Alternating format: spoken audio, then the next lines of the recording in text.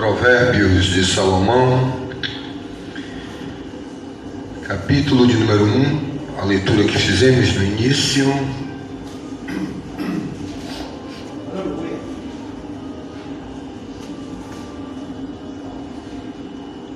Como eu tenho falado aos irmãos que suportem um pouco a minha garganta, eu vou tentar aqui fazer aquilo que o Senhor quer falar ao nosso coração, amém? Poupando a garganta ao máximo. Foram dias extensos, de mensagens, e a gente sabe, irmãos, que não é fácil.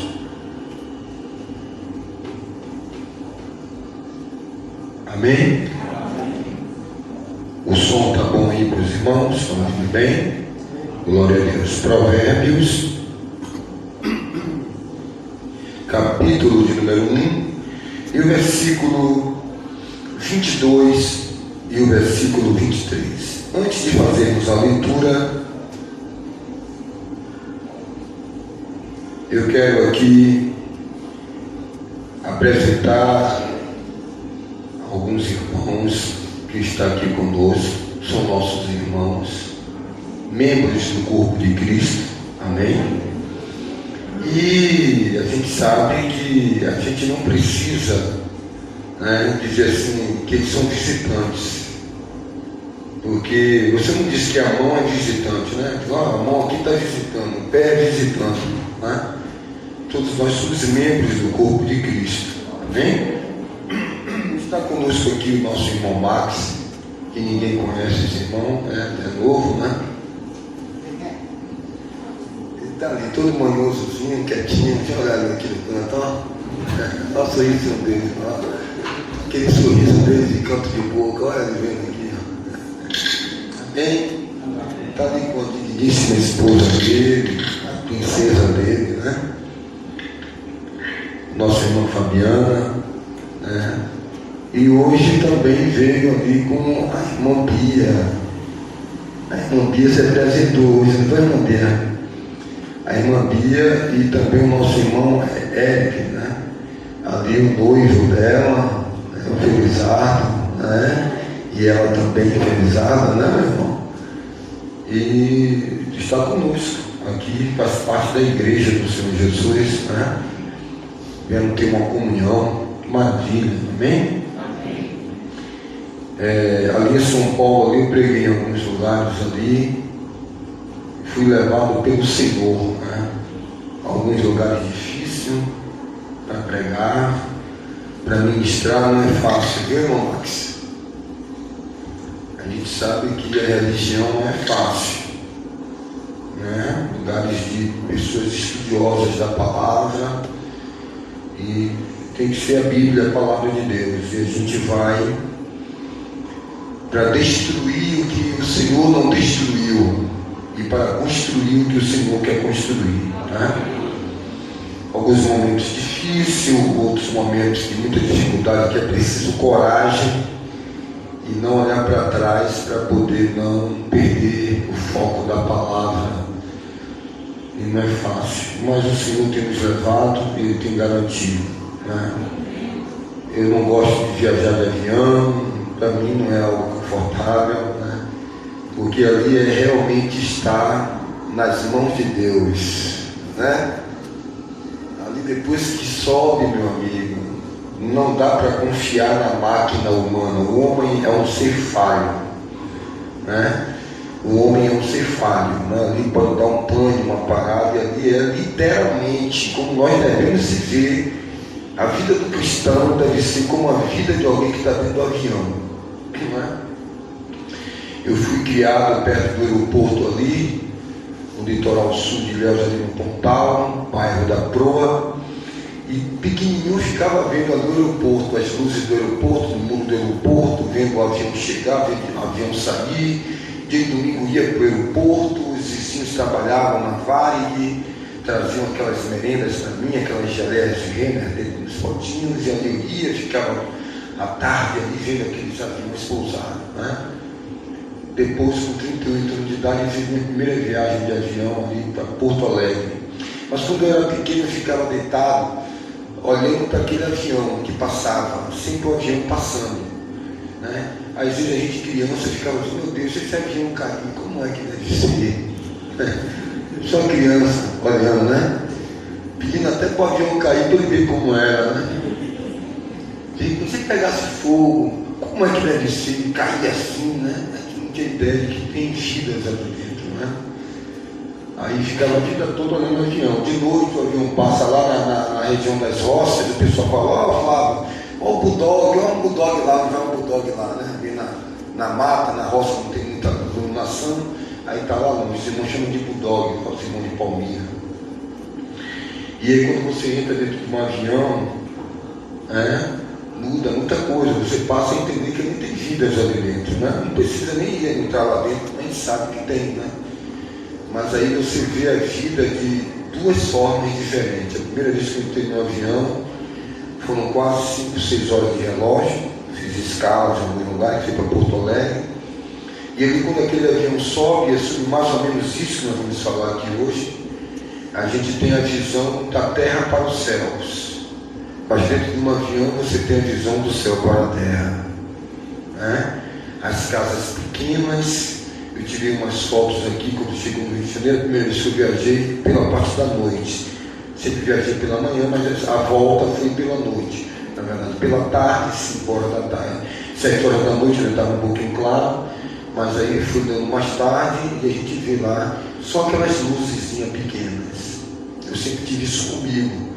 Quando eu vou para Salvador, fico olhando na chegada, aquelas casas todas aglomeradas, uma pertinho da outra, né? Os cortiços, as favelas, as desigualdades sociais, muitas casas sem rebocar, e você vai olhando ali, eu sempre ficava pensando, né? Ali tem pessoas que estão comendo um queijo, ali agora tem alguém que está tomando um café, tem alguém ali que não tem uma batata para comer, aí você vê aquelas milhares de casas ali, e você vai passando a pensar, como é que deve estar ali agora, um pai desempregado, uma desempregada, um bujão que faltou, alguém que está pensando em se matar, alguém que acordou agora de manhã cedo em uma UTI de um hospital, porque teve uma parada cardíaca de madrugada, alguém que foi fazer uma viagem e teve um acidente, um infortúnio, alguém que recebeu uma notícia agora de manhã cedo que o pai infartou, que a mãe infartou, né? E aí você sobe naquele avião, eu fico com a cabeça encostada na janela ali, vendo aquelas luzezinhas ali. Quando chegou perto de São Paulo, ainda era de tardezinha, na chegada ali em Guarulhos, aí eu vou olhando lá de cima, né, estado do Espírito Santo, uma casinha ali, aí você vai vendo as cidades isoladas, uma cidade lá, um bolinho de casas, que você pensa que é pequeno, mas é uma cidade, né, são cidades. E ali eu vou pensando na grandiosidade de Deus, que sabe o que todas aquelas pessoas estão pensando, e que cuida de todas aquelas pessoas, né? Diferente do profeta Jonas, que quando subiu naquele lugar ali, desejou a morte dos ninivitas. E Deus olhou para ele e disse: rapaz, você se preocupou com uma borboleta aqui agora, que fui eu que fiz nascer e morrer do dia para a noite, e você não teve trabalho com nada disso, mas você não está preocupado com as vidas das pessoas que moram em Nínive. Ali tem muito gado, tem muitas crianças, tem muitos idosos, tem muitos habitantes. E ali, às vezes, essa vida infortúnia de desigualdades sociais faz com que a gente, na competitividade de continuar vivo, esqueça do próximo, né? Esqueça da dor do outro, esqueça que você tomou café com leite, mas junto ao leite nem açúcar para adoçar o café teve. E essa sociedade, esse mundo que jaz no maligno, vai nos fazendo seres competitivos, seres isolados socialmente, preocupados com o seu próprio umbigo, né? E vai se tornando seres egoístas. Nós precisamos fazermos todos os dias uma introspecção para ver de que forma nós estamos vivendo a vida de Cristo em nós. Hoje aqui nós vamos estar aprendendo e reforçando o nosso ensino, que nós precisamos entender o que o Evangelho não é. Nós não precisamos entender o que o Evangelho é, porque para entendermos o que o Evangelho é, primeiro precisamos entender o que ele não é. Você está entendendo o trocadilho de palavras do nosso português? Não precisamos nem sempre entender o que o Evangelho é. Precisamos entender primeiro o que ele não é. Vamos falar alguns pontos aqui. E nessa cosmovisão do céu para a terra e da terra para o céu, há uma diferença muito grande. Há uma diferença grande. E nós precisamos crescer. E esse crescimento é que nos fará entender as coisas que Deus nos deu gratuitamente. Provérbios. Vamos fazer essa leitura no versículo 22 do capítulo 1. Até quando, ó estúpidos, amareis a estupidez? E até quando se deleitarão no escárnio os escarnecedores? E odiarão os insensatos o conhecimento. Amém, irmão Jorge? Versículo 23. Convertei-vos pela minha repreensão, pela minha correção. Eis que derramarei sobre vós o meu espírito e vos farei saber as minhas palavras. A primeira coisa que nós precisamos entender é que nós só podemos atingir o entendimento pleno, preste bem atenção, nós só poderemos aprender o entendimento pleno quando a gente parar de ver as coisas dentro da nossa ótica humana. Muitas pessoas estão vendo dentro de uma ótica humana. Senhor, como é que eu posso voltar para a barriga de minha mãe? Essa é a pergunta humana.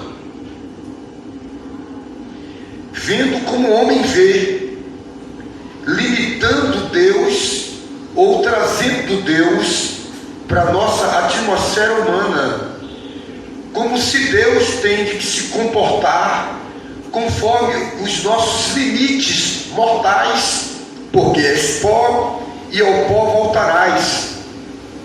E quando Deus vem de forma sobrenatural, nos surpreende, porque Ele não é humano, Deus é Espírito, e é preciso que nós venhamos o adorar em espírito e em verdade. Os discípulos presos, os discípulos ali presos, preocupados, colocaram tramelas nas portas, com medo do Império Romano adentrar naquele esconderijo. Ali, os órgãos de inteligência da época descobrirem que eles estavam ali enclausurados, todos dentro de uma casa, os 11, porque Judas já tinha se matado, e ali poderia ser um golpe de Estado. O diabo poderia ali triunfar naquele momento, porque ali havia 11 discípulos, 11 apóstolos, que seriam responsáveis de organizar a congregação, a igreja do Senhor, e espalhar sobre toda a terra. E ali seria um golpe fatal. O diabo estava furioso querendo achar aqueles homens, e eles também com medo de serem mortos. Eles ali trancafiaram aquelas portas com graves e correntes, tudo que eles podiam ter.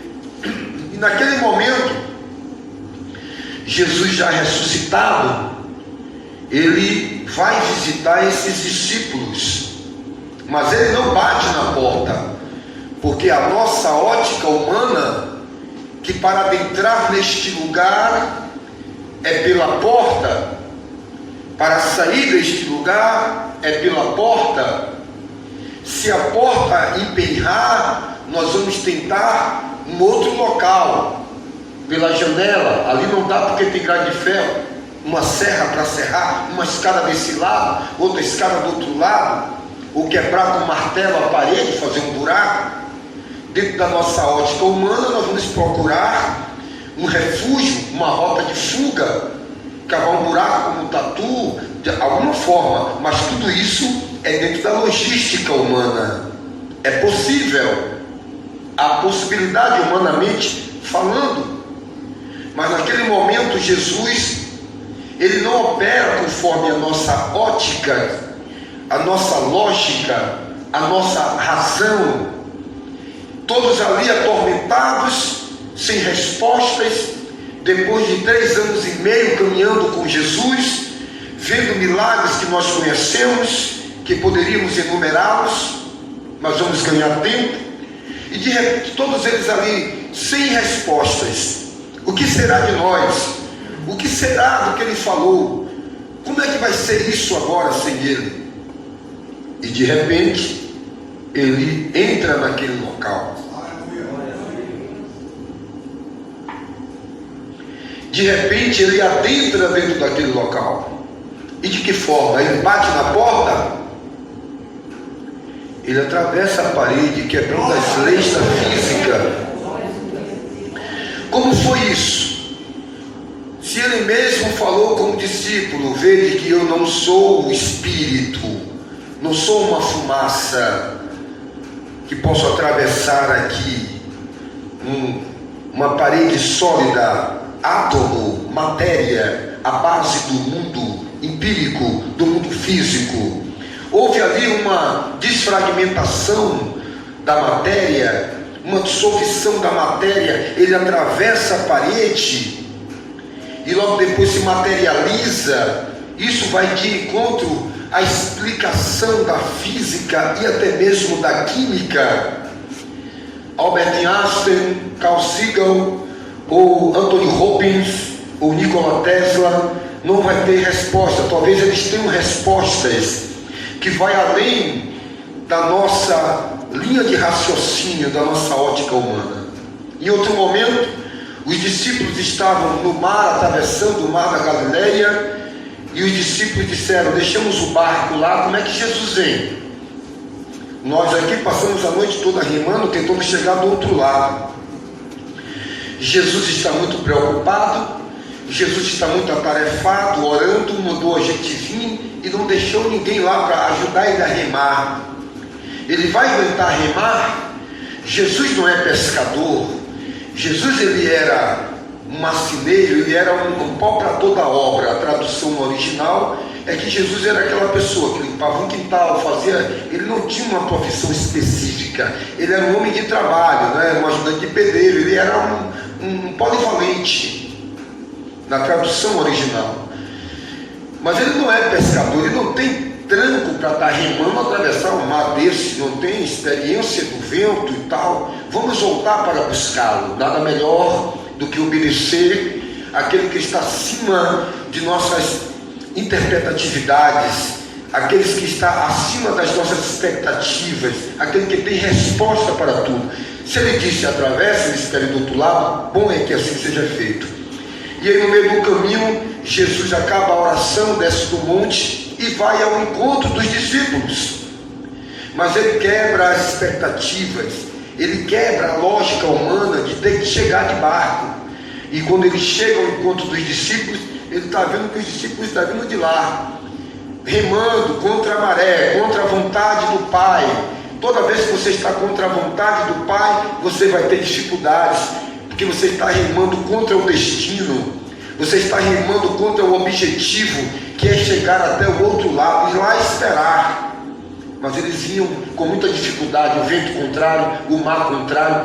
Nada é favorável àquele que está fora da vontade de Deus.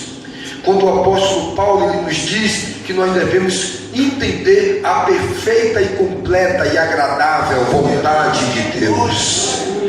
E dentro de uma ótica humana não temos como entender a completa e perfeita vontade de Deus.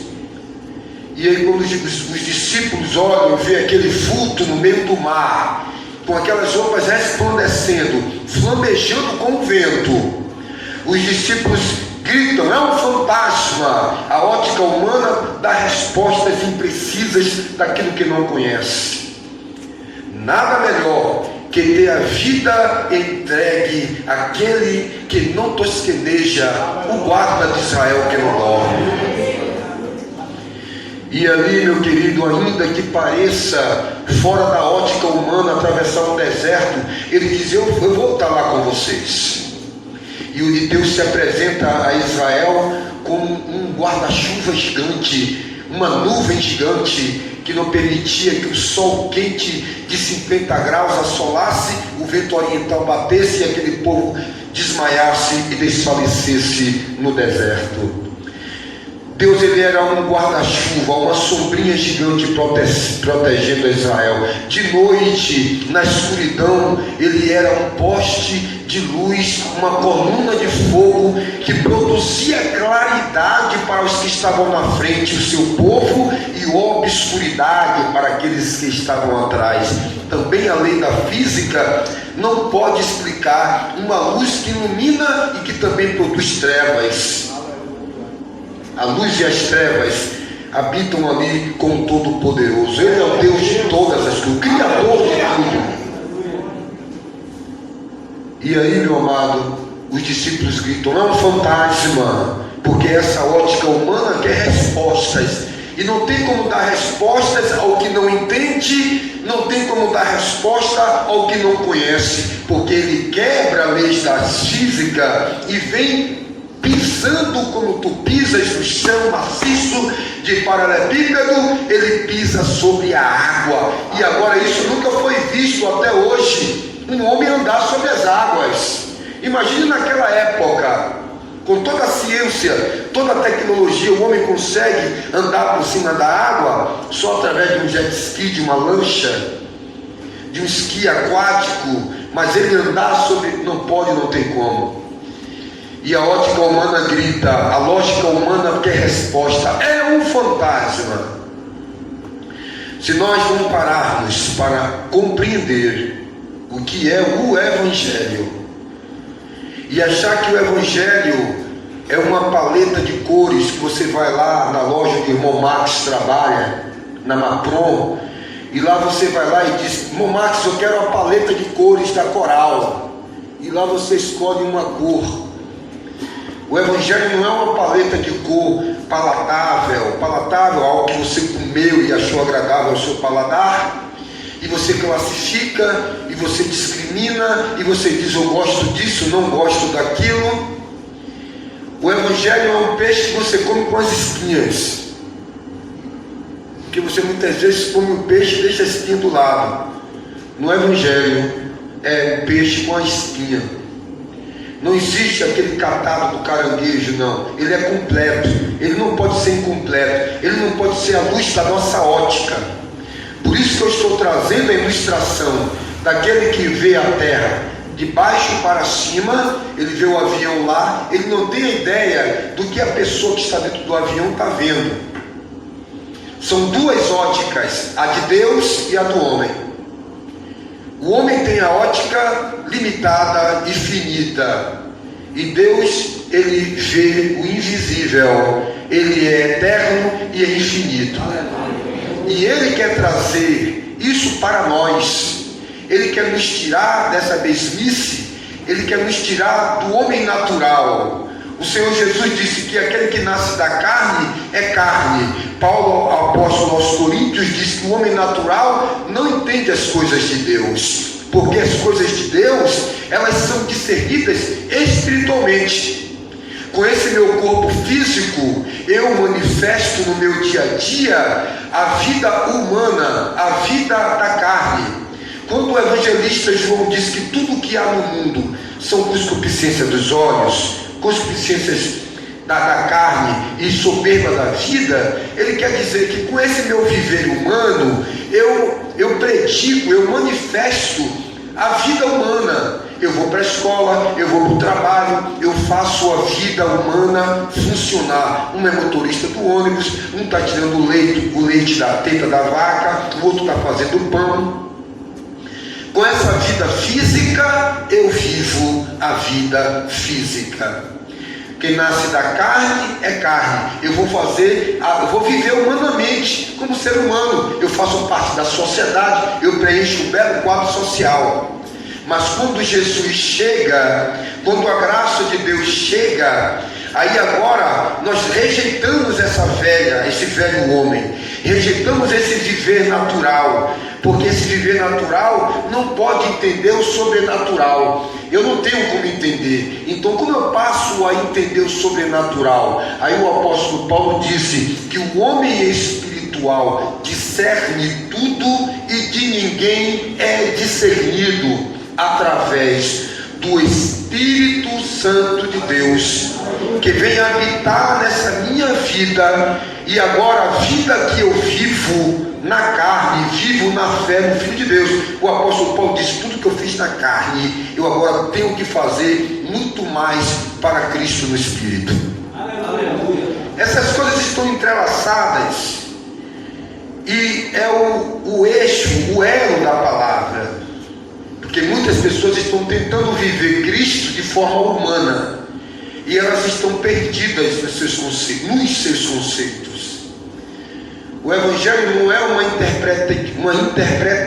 interpretividade humana, não é uma interpretação pessoal.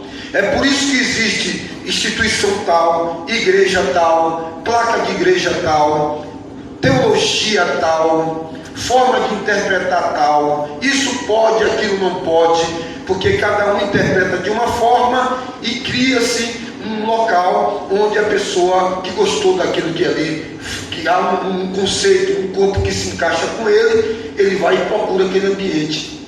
Se ele gosta de beber, ele procura um ambiente que pode bebida.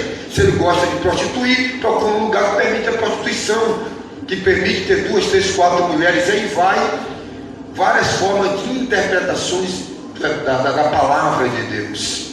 E isso não tem como, se eu posso humanamente seguir o Talibã, que tem tantas regras exigentes. A mulher não pode mostrar nem sequer os olhos, não pode mostrar os olhos. Existe toda uma conduta moral, ética, dentro daqueles conceitos ali, daquela religião. Vocês estão entendendo? Então ali há uma severidade. Paulo disse lá em Colossenses capítulo 2, que existe uma interpretividade humana na palavra. Não coma isso, não toque naquilo, não pegue aquilo, como se nós ainda estivéssemos nessa vida humana que só serve para viver a vida humana. Porque os verdadeiros adoradores não adoram a Deus humanamente. Esse meu corpo está subjugado pelo Espírito para viver a nova vida do Espírito. Os que estão na carne não podem agradar a Deus. Esse está na carne é esse nascimento, que eu sou muito bom para o mundo, mas Jesus me ensina dizendo: vós estáis no mundo, mas não sois do mundo. Não predica o sistema do mundo. Esse espírito do mundo não está mais em você, porque não fomos comprados nem com prata nem com ouro, mas com sangue precioso de Jesus, para não vivermos mais nessa naturalidade. Eu, com esse corpo, com essa minha vida física humana do primeiro nascimento, eu vivo o sistema humano. Eu tenho dificuldade de perdoar, mas qualquer ímpio também perdoa, ou não? Um ímpio perdoa. Para perdoar alguém não precisa ser crente. Papai perdoa, mamãe perdoa. Tem um amor humano, natural, perdoa. Mas perdoar, irmão, perdoar como o Evangelho nos ensina,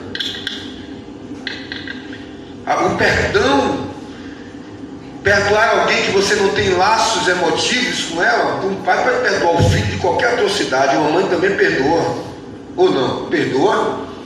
Eu quero ver aqui a mãe que não perdoa o filho por pior coisa que ele tenha feito. Perdoa.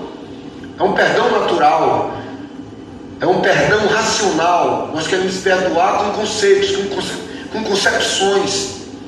Então a vida natural eu posso. Existem pessoas que têm um viver natural e têm virtudes. Tem pessoas que não são novas criaturas, e Salomão disse que viu ímpio com obra de justo. Então não significa que está em uma religião é uma nova criatura. O apóstolo Paulo diz que nem a circuncisão nem a incircuncisão é alguma coisa, e sim ser uma nova criatura. Então nós precisamos primeiramente entender que com essa minha vida natural eu até posso fazer parte de uma religião, dentro de um sistema, de um dogma, um conceito, um compêndio de dogmas, de doutrina. Aí Paulo vem e estava observando isso na igreja de Colosso.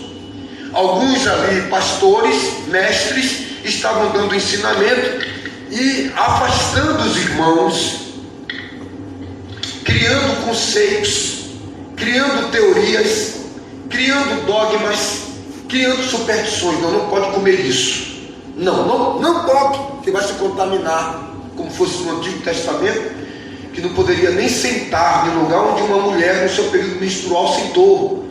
Que se uma mulher cuspisse uma faísca de saliva batesse nele, ele tinha que fazer toda uma cerimônia de purificação. Se tocasse nele, a mulher ali no seu período menstrual, havia toda uma questão que há uma simbologia cá espiritualmente. Nós vamos entrar nessa parte aí.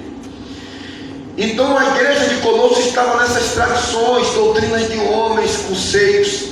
Paulo fala vãs filosofias, que chamamos hoje de vãs de teologias.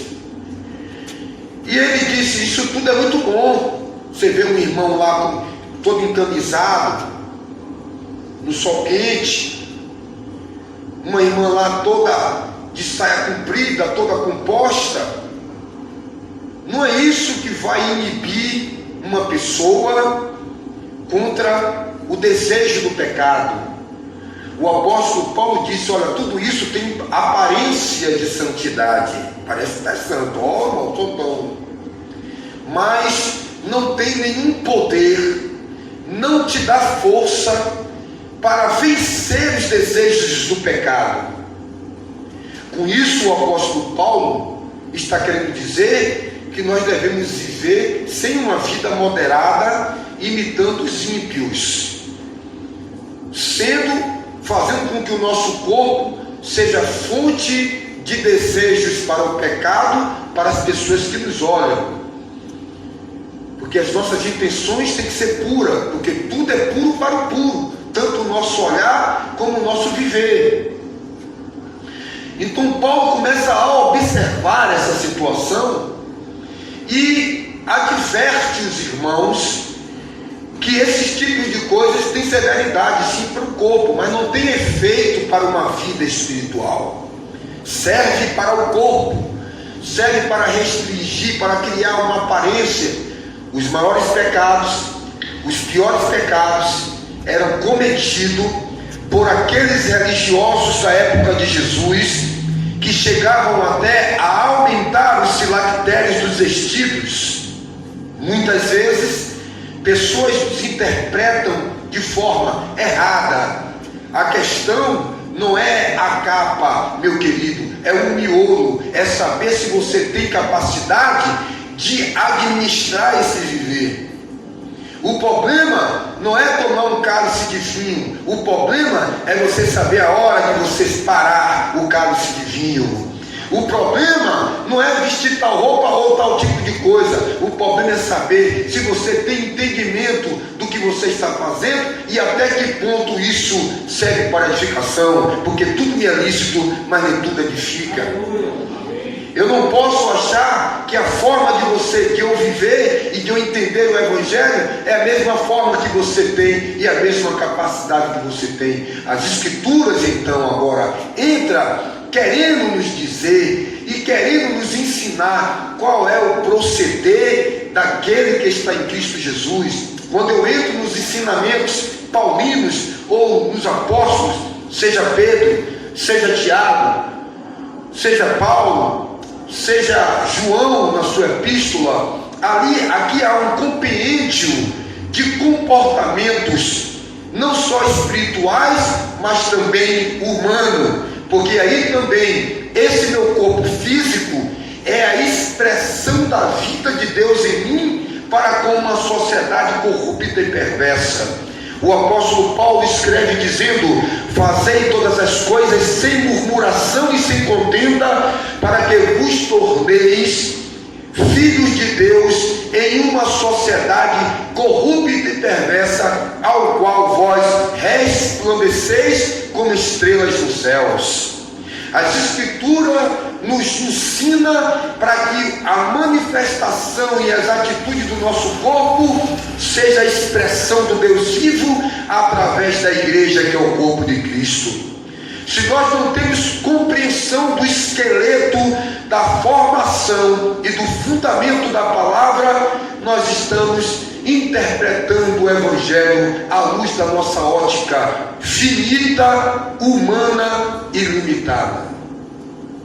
A única forma de nós entendermos o Evangelho é através do estudo e da pesquisa profunda. O apóstolo Paulo olha para Timóteo e disse: filho, aplica-te à leitura, e quando tu vier, traz os meus livros. Lê, filho, entendimento. Olha, é aqui a forma de Deus se manifestar.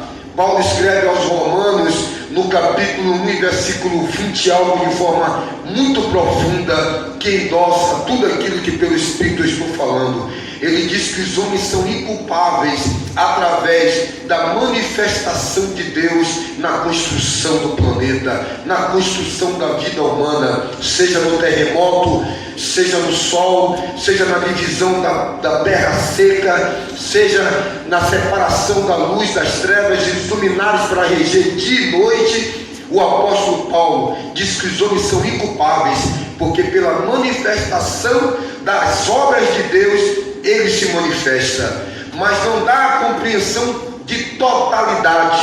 A compreensão da totalidade de Deus vem através das doutrinas do Espírito Santo na vida dos seus apóstolos. E aí que há a necessidade de nós compreendermos o que é a palavra de Deus. Ela é a condução do nosso comportamento. Para tudo ela vai ter resposta. Você pode glorificar ao Senhor.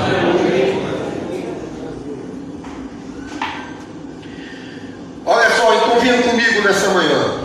O apóstolo Paulo olha para a classe dos trabalhadores no corpo de Cristo, a igreja, e diz: amados, que você possa ver o seu patrão no seu trabalho como a imagem de Cristo. O seu melhor, a sua melhor forma de trabalhar, tudo que você fizer para alguém, seja para os seus senhores, a forma de se comportamentar, a forma do seu comportamento, de você se localizar lá no seu trabalho, é que o seu patrão é como se fosse Jesus. Se você vai limpar, limpe como se fosse para Jesus. Eu conversava com o pastor Lucas ali em São Paulo, dizendo que a melhor mão de obra antigamente era de um cristão. Todo mundo queria ter um crente trabalhando na sua empresa, pontual no horário, melhor trabalho a fazer, melhor forma para tratar as pessoas era um cristão, criado e ensinado na palavra de Deus. Hoje os maiores escândalos são dos religiosos, porque tenta compreender a palavra à luz de sua ótica, tem dificuldade de entender a expressão de Deus na sua palavra, que quer nos dar um modo de vida aqui nessa terra, que é a expressão de sua santidade e da sua vida, que é a vitalidade do Evangelho. Ele vem nos dando a instrução de como é que deve ser o nosso comportamento, a nossa vida, dá instrução para a mulher, dá instrução para uma mulher mais nova, ensina mais velhas, a ensinar a amar seus maridos, como é o seu trato no lar, como é o seu trato na vida, mulheres sérias, não dadas ao vinho. Aí fala para o diácono, fala para o obreiro, na igreja, qual é o comportamento de um cooperador, ele expressa, apto para ensinar, não espancador, trazendo seus filhos dentro da doutrina e do ensinamento. A palavra de Deus vem ensinando como é que deve ser a nossa forma de paciência, de esperar o Senhor, tudo certinho, um manual de como nós devemos conduzir a nossa vida. Mas as pessoas, elas preferem deixar a palavra de Deus para seguir os dogmas de determinada religião. Eu preguei ali em São Paulo e disse: as pessoas perderam o senso de questionamento. Eu converso com as pessoas, com alguns parentes, eu digo: sequer vocês se interrogam vocês não têm sequer o capricho e o luxo de se perguntar: será que eu estou bem? Será que é isso que Deus quer para mim? Você sequer duvida que você pode estar caminhando em direção ao abismo? Será que você está livre de erros? Será que todas as decisões foram tomadas e pautadas dentro da vontade divina? Você sequer tem o direito da dúvida, de se questionar: será que eu sou a melhor pessoa do mundo? Será que está legal isso aqui? Vocês vivem como se estivessem praticando a vontade de Deus, ou que isso realmente é o ponto final de Deus nas nossas vidas? Por quê? Porque o pastor fulano está fazendo, porque toda a igreja está fazendo, porque todo mundo aqui dentro agora está usando, porque todo mundo agora vai para o forró gospel, porque a palavra gospel parece que é um selo de autenticidade. Inferno gospel, vai lá também. Réveillon gospel, carnaval gospel. Ah, mas fulano fez, fulano está fazendo. E Deus? Consultastes a Deus?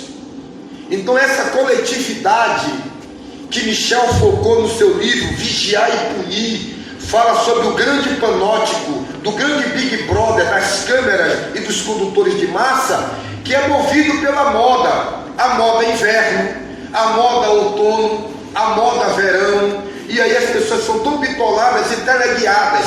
Este perfume não é o perfume do momento, ele está ultrapassado. O melhor agora é o safra de vinho. Tem um perfume aí que é famoso, que tem safra de não sei o que, safra de não sei o que, é Malbec. O irmão Lino disse: mal fique lá mesmo, né? E aí eu já tenho aí um Malbec, perfume lá bom, safra, isso aí é bom, mas foi de 2020, o top agora é tal. E aí você vai sendo massa de manobra de um mercado capitalista que diz que a sua camisa é inverno-verão, mas estamos no outono. E aí também as pessoas vão sendo teleguiadas pelo sistema de comunicação, que vai dizendo como você deve pensar, e que leva um camarada que vai me fazer muito bem, e aí eu boto esse camarada como Deus. É esse? Isso é na eleição, isso é na vida diária, quando as pessoas elas são massificadas e conduzidas como um gado de um lado para outro. Existem religiões que privam você o direito de pensar como você fosse acéfala, como se você não tivesse cérebro.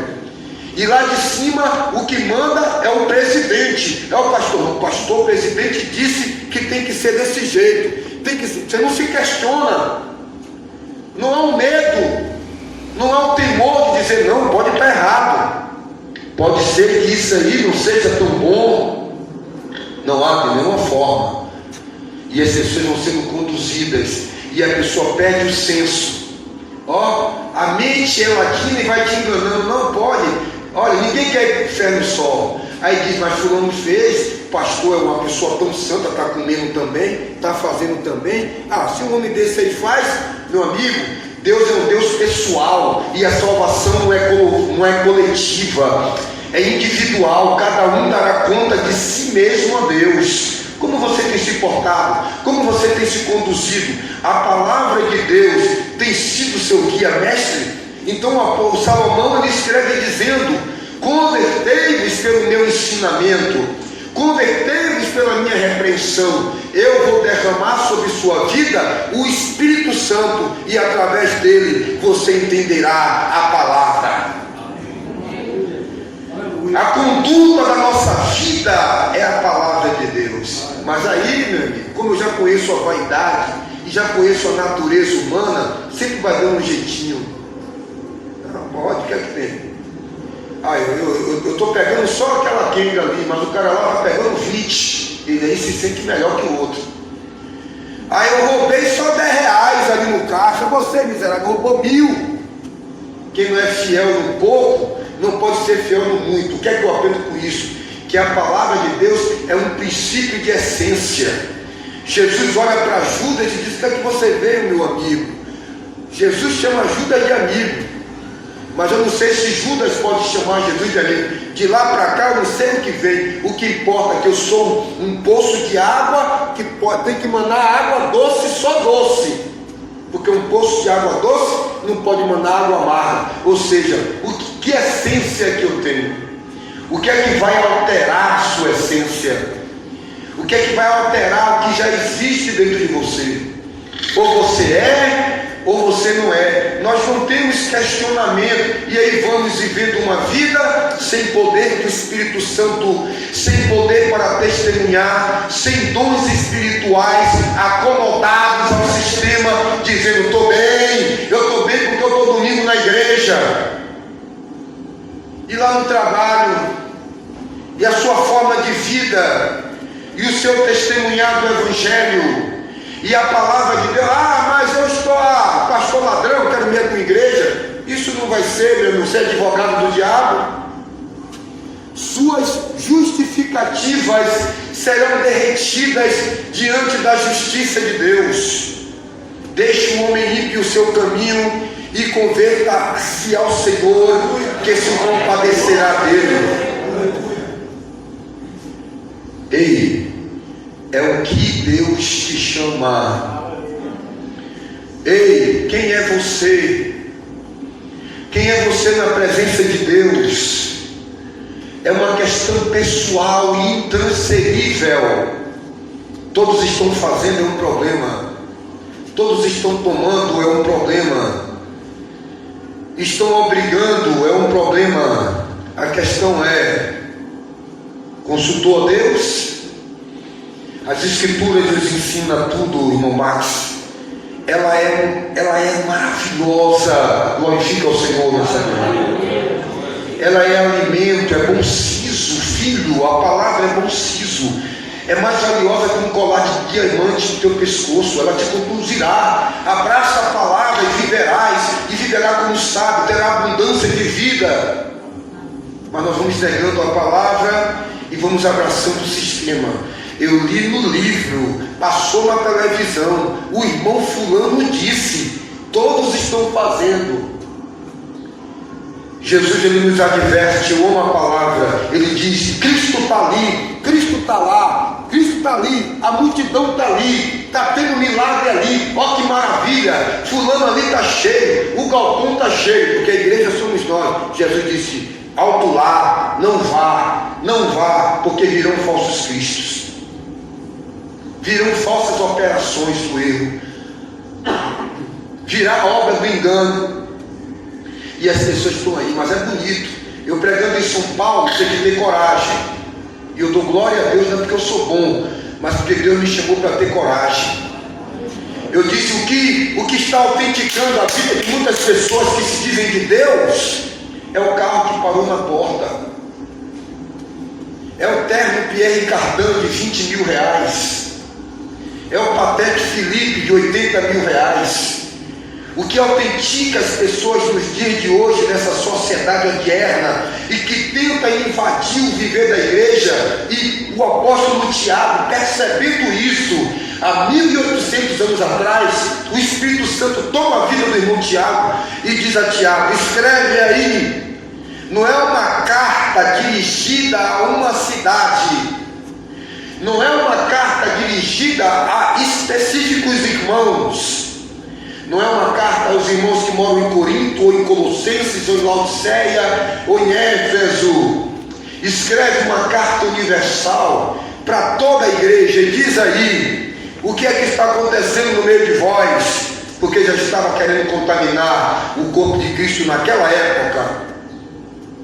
Eu estou vendo que está acontecendo coisas em vocês aí que nem entre os ímpios se numera, porque pessoas pobres sentadas aí na frente da igreja, quando chega alguém rico com anel de ouro no dedo, que era um símbolo de riqueza e de poderio da época, hoje temos outras insígnias de poder. Hoje é um carro, ainda que seja de 1000 prestação, ninguém está sabendo. As insígnias, naquela época a insígnia era uma roupa vestida e costurada com fio de ouro. As insígnias da riqueza naquela época era uma roupa escarlata, roupa dos imperiais, roupa dos reis, e anéis no dedo cravejado com pedras preciosas. E Tiago diz: eu vejo que quando entra algum homem rico financeiramente com anel no dedo, você tira o pobre, bota no chão e bota o rico. Irmão, que é isso? Deus não faz acepção de pessoas.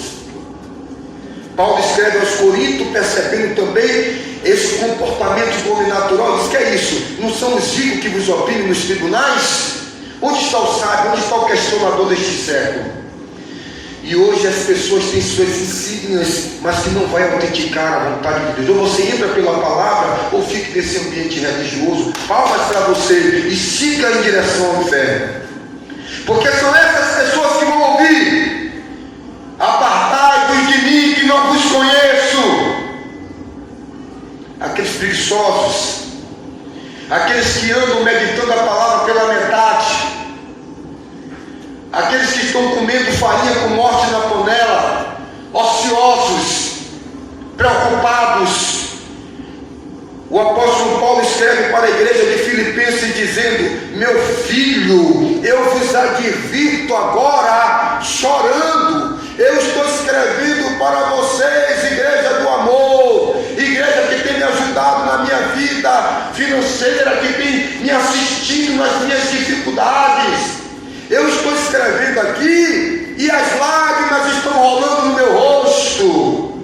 Eles são inimigos da cruz de Cristo, porque só se preocupa com as coisas desta terra. O Deus deles, meu filho, é o ventre, é a barriga. Olhe para essa vida, olhe para esse mundo, para essa competitividade desigual, farinha pouca, meu pirão primeiro, o outro que se estrepe, o outro que se arrepende. Isso está invadindo as entranhas e você é acomodado, você não desperta, você está sendo cozinhado como um sapo na panela, morna, mas vai ferver e tu não vai pular mais e tu vai ficar cozido.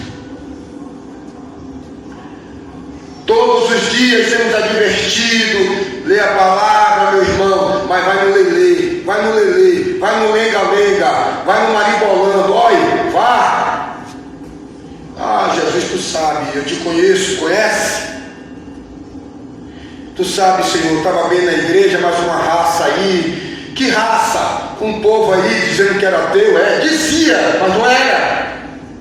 Se tu conhecesse a palavra, saberia que essas atitudes não vem daqueles que são meus. E agora você quer justificar que não tem comunhão com Deus, que não tem vida com Deus por causa desses? Salvação individual, vai em frente, mas o carro vai quebrar em Nagô. O carro vai quebrar em Nagô. Manda buscar a arca da aliança. Não, eu agora estou tecnologia pura. Faz um carro de boi. Descobriram a roda, descobriram a roda, a tecnologia que até hoje foi a mais revolucionária de todos os tempos. Fizeram um carro de boi. A ordem para carregar a arca da aliança sobre os ombros dos sacerdotes.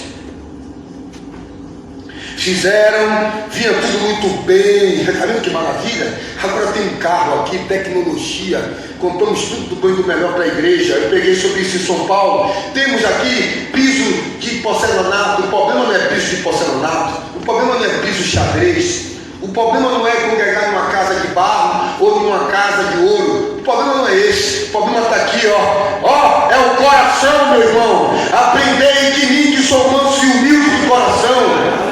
É com Ele que você tem que aprender. É com Jesus Cristo, o mestre dos mestres. E aí fizeram um carro. Olha que maravilha, a arca é pesada. Eu tinha que carregar isso, atravessar o Jordão. E vinha tudo muito bem. Mas quando chegou em Nagô, o carro tropeçou com os bois. E deu problema, que o camarada foi segurar a arca, recebeu uma descarga e morreu fulminado. E todo Israel chorou. É inovação, cuidado, viu? Cuidado com sua tecnologia, cuidado com sua interpretatividade, cuidado com o afrouxamento, cuidado com o que a palavra diz. Agora vocês estão tudo muito belo, não era assim não. Vocês têm prata, têm ouro, mas vocês estão nus. Olha, compra colírio santo para ver a desgraça que vocês estão vivendo. Sabe por quê? Porque estamos na ótica humana de nossas interpretatividades. Pode ver que toda interpretatividade que você tem é para você continuar de boa. O Evangelho, primeiro você precisa entender o que não é o Evangelho. Sabe o que o Evangelho não é? O Evangelho não é um lugar atraente, gostoso para você viver. Aquilo que você dá para mim, meu amigo, que você pode dar não é sacrifício. Não existe sacrifício daquilo que você pode fazer. Jesus disse: se fizer tudo o que mandei, diga, sou um servo inútil, porque fiz apenas o que foi mandado. É apenas obrigação. É o filho mais velho. Fiz tudo o que o Senhor me mandou. É tirar o diploma de inútil. Quando fizer tudo o que for mandado, diga, sou um servo inútil. Se a nossa justiça não exceder os escribas e fariseus, de modo algum herdarei o reino dos céus. Estamos dessa forma, acomodados, sem quiser questionar. Não fui para a campanha de oração, Deus sabe. Somos fiel no trabalho a semana toda. É os modernos. Não preciso ler tanta palavra, eu conheço. Eu já li a Bíblia 3 vezes, 10 vezes. Isso aí é para você que está chegando agora, novo convertido, campanha de oração. Eu tenho uma intimidade com Deus, eu estou numa estabilidade. Sabe quantos demônios já expulsei, meu amigo? Você está começando agora. E aí vai, mas veja como você está. Você caiu a produção no Evangelho. Será que só não está cuidando das coisas dessa terra? Será que essas palavras não se encaixam em mim? Nós não temos mais o poder de questionamento, porque se tornamos insensíveis. Criamos comichões nos ouvidos, e muitos têm dado ouvido à doutrina de demônio. Mas vá em frente, continue buscando a nossa autojustificação, mas é Ele que nos justifica. Ou você entra na palavra, ou você já está devorado pelo sistema. Agora aí na França, quem não tomar vacina não entra no mercado para comer. Olha o que é que vai se dar. É só uma questão de tempo para entender. Estão quebrando o pau. Estão quebrando o pau. Não entra. O cara pegou a mulher, deixa a largura aqui, daí. Já está criando já a leitura do código, só viaja. Não sei o que você está esperando para entender. Não, mas eu estou com medo de morrer. Quem é que está mandando? Pastor, o senhor usa ou não usa? É individual, mas questione-se. Seu tempo, seu corpo é templo do Espírito Santo. Quem vai lhe orientar é Deus. Mas você se perguntou? Mas está mandando, está obrigando. Quando mandar você adorar o anticristo, você vai adorar. Senhor, meu amigo, ou você tem a casa edificada sobre a rocha, que é a palavra de Deus. Porque quando vier a chuva, está esperando vir? Não, quando vier, aí eu vou vir para a igreja para orar, eu vou começar a ler a Bíblia mais, já foi. Desperta tu que dormes, e Cristo te esclarecerá. Para quem foi que Paulo disse isso? Para mim. Para quem é essa pregação, Espírito Santo? Para mim. Mas hoje o pastor deu uma pregação hoje na igreja. Para mim, eu tomo para mim. Quer ir para o céu? Tome para você, busque para você, receba, veja onde é que eu preciso me emendar, ou então estamos bem. Aleluia. Estamos revolucionando o Padre Piazza, estamos cheios do Espírito Santo, estamos ganhando almas. Vocês estão aí, caindo no nosso pedaço, morrendo. Você orou hoje pelo cara que pediu para se matar? Orou? Orou de madrugada? Orou pela sua própria vida? Se você me disser, pastor, eu estou bem, eu estou cheio do Espírito Santo, eu tenho feito, aqueles que estão destronando o mundo chegou até nós, um dos tais. Podes tu também dizer que sou um dos tais? Foi o hino que eu subi para pregar na tribuna, lá na Assembleia de Deus. Ou não sejas descuidoso para buscar o dom de Deus, dom que te fará ditoso, dar-te a visões dos céus. A Jesus maravilhoso, proclamando aos outros vai. Podes tu também dizer, sou um dos tais? Um dos tais, aqueles um dos tais que estão aí, chegaram até nós, estão transtornando o mundo. foi o que o povo de Roma disse. Chegaram na cidade, e nós? Não, é o pastor. Eu vou responder por mim, irmão. Eu estou aqui, que olha, vou responder por mim. Cada um dá o que tem para dar.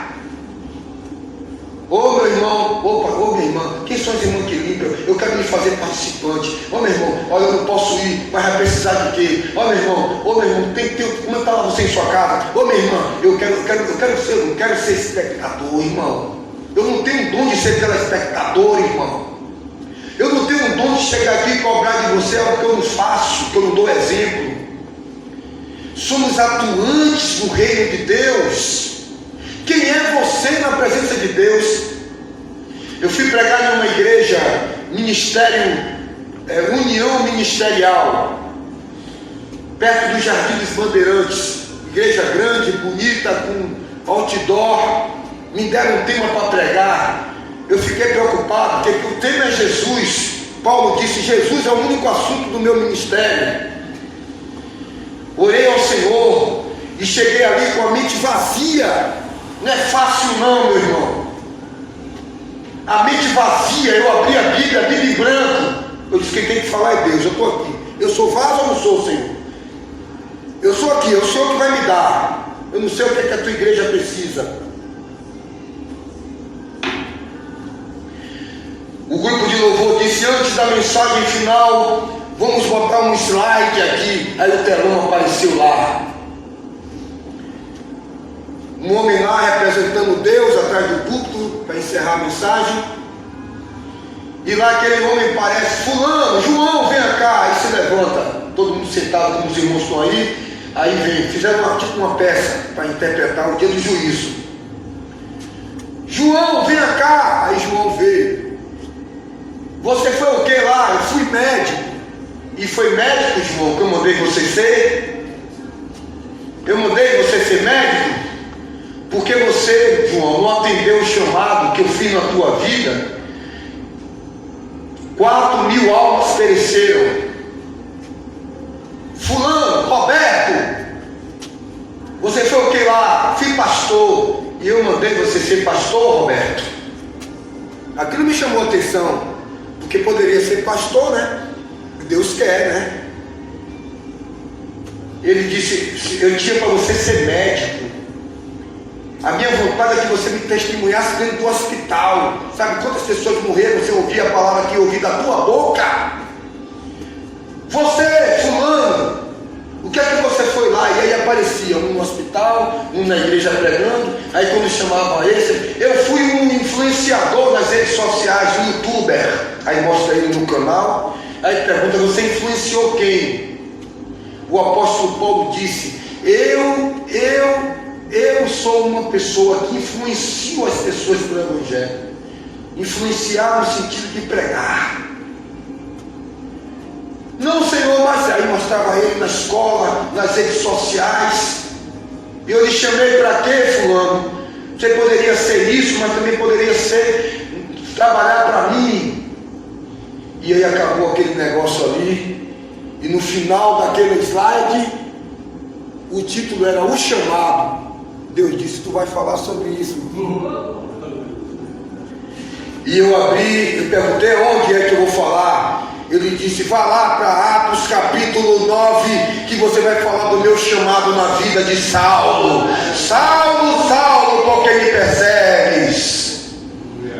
E nessas escrituras eu discorri sobre o plano da graça e da salvação e sobre a doutrina do arrependimento. Deus tem um chamado na sua vida. Você não foi chamado para bater palma, para andar com uma Bíblia, para compor o quadro de um departamento da igreja com um cartão de membro. A igreja pentecostal tem 50 membros, você é o número 48. Deus nos chamou para fazer você existir, fazer as coisas existir. Um campo de futebol, uma torcida do Bahia do Vitória. Se um torcedor for, não tem torcida, a coisa não acontece. Mas se cada um for, acontece. Ou seja, Deus nos chamou você para fazer as coisas acontecer no mundo. A quadrilha de São João tem 15 pessoas. Se não for ninguém, não existe quadrilha de São João. O que eu quero dizer, que muitos de nós estão fazendo as coisas acontecerem no mundo e no reino de Deus. No reino de Deus, o escritor de Hebreus diz que os anjos queriam estar aqui para fazer esse papel. Os anjos disseram: pai, eu vou. Mas Deus disse: não, é a irmã fulana, é o irmão fulano, a eles eu entrego para pregar a palavra. Faça o reino de Deus acontecer. Nós precisamos nos interagir e entrar na posição de vaso de honra. Eu conheço os meus, aparte-se da iniquidade todo aquele que não profere o nome de Cristo. Primeiro precisamos saber o que o Evangelho não é. Não é uma Disneylândia, não é uma montanha russa, não é um parque de diversões, não é uma lâmpada de Aladim que eu esfrego e fico pedindo. Eu quero um carro, eu quero uma casa, eu quero um sítio. Vai estudar para ser promotor de justiça e ganhar bem, porque varredor de rua eu valorizo, mas ganha pouco. Um salário, 2 salários. Agente de endemias que eu sou, ganha pouco, não dá nem 1,5 salário. Então eu tenho que estudar, fazer uma universidade para ser um promotor, um juiz, um médico, para ganhar bem. Daí Deus já me abençoar, vai, porque Ele deu inteligência igualzinho para todo mundo. Não tem privilegiado, a mente é igual. Tem um QI elevado, você estuda que você vai chegar lá. Você está entendendo, irmãos? Deus manda o sol para o ímpio e para o justo e para o ímpio. Agora o camarada quer entrar no Evangelho achando que o Evangelho é campanha disso, campanha daquilo, para ganhar carro, para ganhar casa, para ganhar isso. O que o Evangelho não é boas novas. Eu olhei na Praça da Sé, caminhei naquele lugar, eu olhei para o irmão e disse: irmão, nesse quarteirão aqui, meu irmão, tem um tanto de demônios, tem um tanto de pessoas abandonadas à margem da sociedade, que em todo o Recôncavo Baiano, que é composto de 70 municípios, não tem esse tanto de demônios que tem aqui nesse lugar. Eu atravessando a Praça da Sé, meu amigo, tamanha desigualdade, tamanha injustiça. Nunca vi uma cidade com tanto mendigo, com tanta pobreza, pessoas que pararam, pessoas que foram estudiosos, são doutores em advocacia, muitos médicos.